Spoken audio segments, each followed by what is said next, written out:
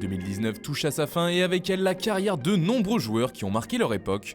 En effet, ils sont plusieurs à avoir pris leur retraite durant l'année civile. Pour les fêtes, Foot Mercato revient sur leur carrière. On commence avec l'un des meilleurs gardiens des années 2000 et 2010, Petr Cech. C'est du côté de Rennes que le géant tchèque explose. Il fait ensuite ses valises pour Chelsea, où il deviendra l'un des tout meilleurs portiers du monde. Il restera 11 ans chez les Blues et terminera sa carrière à Arsenal. Aujourd'hui, Cech a opté pour une drôle de reconversion, puisqu'il est gardien de hockey dans le club de Guildford Phoenix en 4ème division anglaise.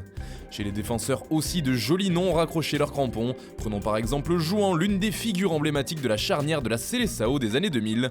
Passé notamment par Leverkusen et l'AS Roma, il reviendra ensuite au Brésil, au SC International, puis il terminera sa carrière à Flamengo, son club formateur. Autre stopper qui a tiré sa révérence, Andrea Barzagli.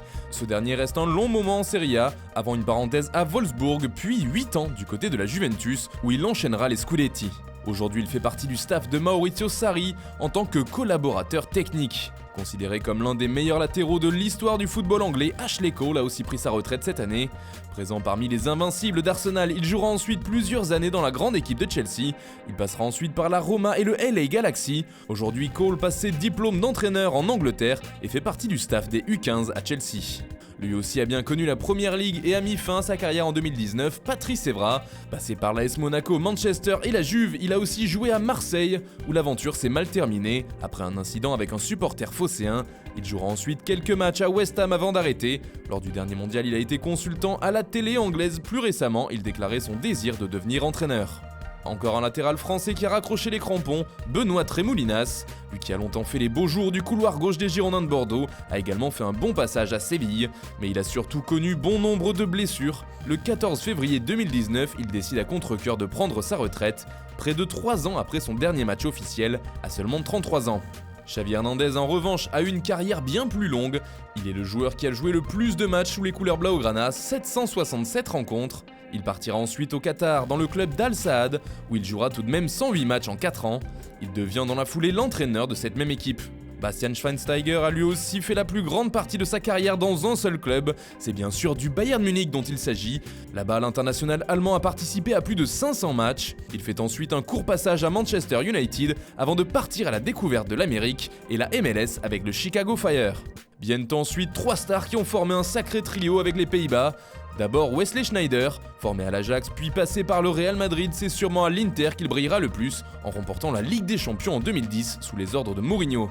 En France, on se souvient aussi de son passage fantomatique à l'OGC Nice, ou pas. Arjen Robben est également passé par le Real Madrid et n'a pas non plus réussi à s'y imposer. Il avait d'abord connu le PSV Eindhoven et Chelsea avant d'arriver au Santiago Bernabéu. Mais c'est bien au Bayern que Robben vivra ses meilleures saisons, 10 belles années marquées de titres et de buts incroyables venus de l'aile droite. Enfin, le troisième du trio n'est autre que Robin van Persie. Révélé du côté de Feyenoord, c'est bien à Arsenal qu'il explose et qu'il joue pendant 8 ans. Il offrira ensuite ses talents à Manchester United avant de découvrir la Turquie sous les couleurs du Fenerbahçe. Il terminera sa carrière dans son club formateur, là où tout a commencé. Autre attaquant certainement moins doué techniquement mais qui a également marqué son époque, le dégingant des Peter Crouch. Du haut de ses 2,02 m, il aura arpenté les terrains de Première Ligue en long, en large et en travers, avec 467 rencontres jouées en championnat et des passages plus remarqués que d'autres comme à Liverpool, Tottenham ou Stoke City. Bien ensuite Fernando Torres, pur produit de l'Atlético de Madrid. El Niño aura lui aussi porté le maillot de Liverpool. C'est d'ailleurs sur les bords de la Mersey qu'il sera le plus prolifique. Il partira ensuite pour Chelsea et reviendra enfin à l'Atlético, mais c'est bien au Japon qu'il fera ses derniers pas sur un terrain de football avec le maillot du Sagan Tosu.